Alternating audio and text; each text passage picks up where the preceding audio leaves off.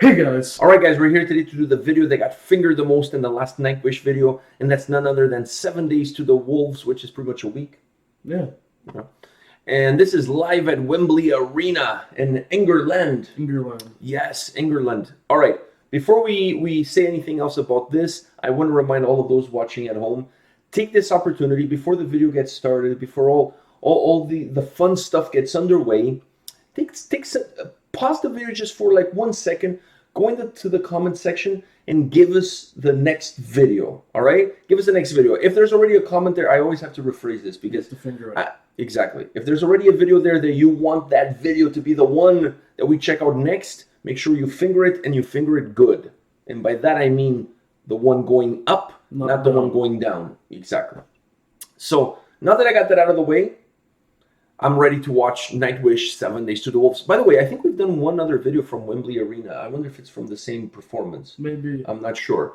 But this is interesting. This is one song that I'm not very familiar with. And by that, what I mean is I actually never heard this song before. That's what I mean by being not familiar with. All right.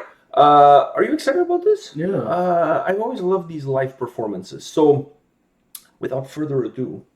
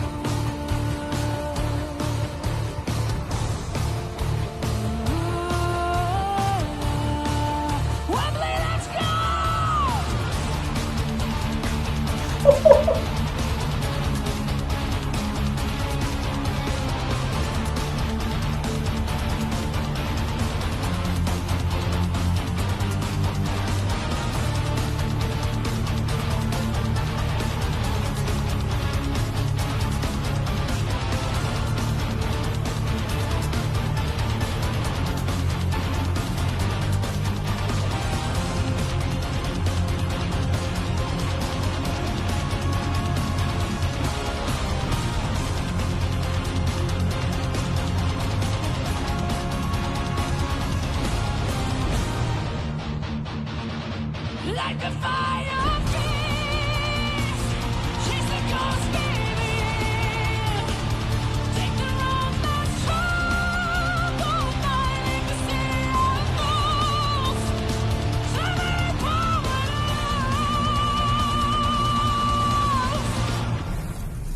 oh, 7 days to the walls.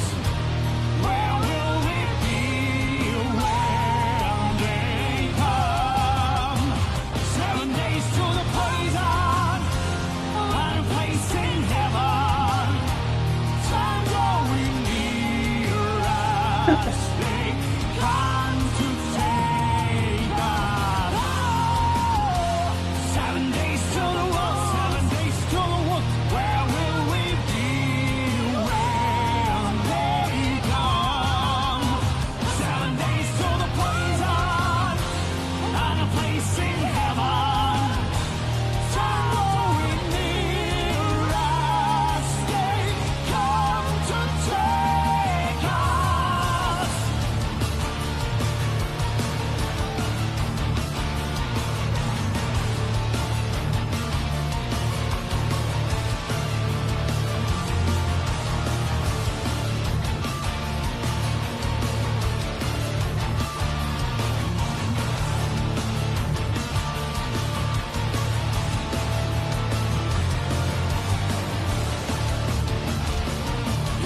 Heroes, cowards, heroes, cowards, heroes, cowards,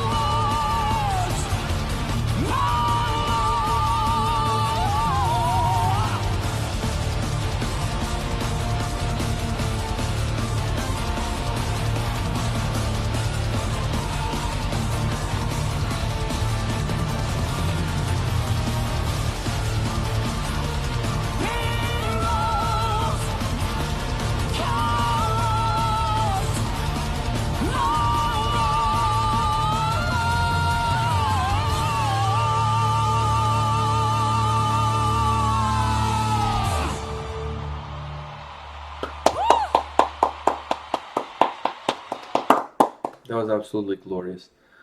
Before we talk about the song, I feel like I have to address a couple of things. First is, this is the kind of song that if it was performed by Nirvana, they would break every single instrument at the end of the song. It has that kind of momentum, it has that kind of a vibe that at the end calls for an absolutely destruction of all musical instruments. I thought the keyboard stand was going to break because there's an angle there towards the end of the video where the camera's on the side and the whole thing is absolutely shaking. So that's where my Nirvana thought came into mind. Then another thing I want to address is the fact that that guitar pick throw is going to be one of the softest, most coolest guitar pick throws ever. He's leaning back. He brings it like over here, and he doesn't even fling it like this. He just kind of lobbies it like that. Like that's going to be one. If a gust of wind came, it would just blow it back into him. And then you would grab it and continue playing. How cool would that be? How cool would that be? Right.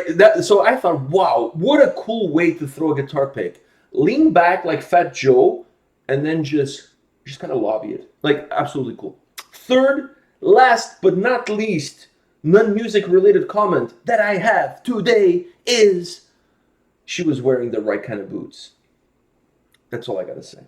That's all I gotta say. That gives us a song. This gives this video a 10 out of 10.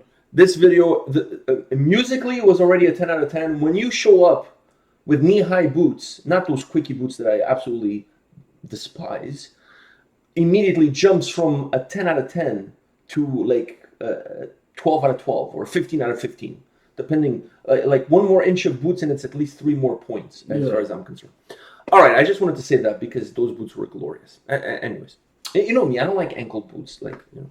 All right, so now that I got all of those shenanigans out of the way, let's talk about the song. By the way, speaking of the song, let's before we talk about the song in general, there's one line there in the lyrics where she says, "Heroes and cowards part ways." Here, this is when heroes and I love that line. I love that line. The only way that line could become even greater in a live setting is if at that moment when she says this, because she did like, this is where heroes and cowards part ways. Usually they do that when you want a wall of death.